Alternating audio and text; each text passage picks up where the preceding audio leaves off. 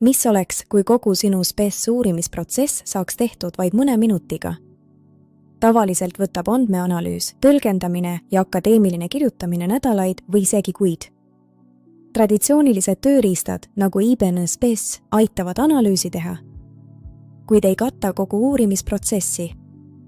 Muutujad tuleb ise struktureerida, tulemused ise tõlgendada. Ning 4. ja 5.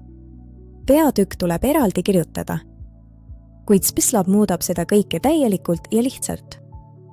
Ühes kaasaegses digitaalses platvormis saad sa teha statistilise analüüsi, struktureerida muutujad automaatselt, luua akadeemilise tõlgenduse ning genereerida 4. ja 5. peatükk kõik ühes kohas. Mõne minutiga saad täieliku ja professionaalse tulemuse. Lihtsalt laadi andmed üles, vali keel ja lase SPESLabil ülejäänu teha. SPESLab ei ole lihtsalt tööriist. See on nutikas lahendus, mis muudab uurimistöö kiiremaks ja selgemaks. Ja mis kõige olulisem, see on täiesti tasuta. Toetatud Smart Society Development poolt Eestis eesmärgiga muuta akadeemiline analüüs kättesaadavaks kõigile.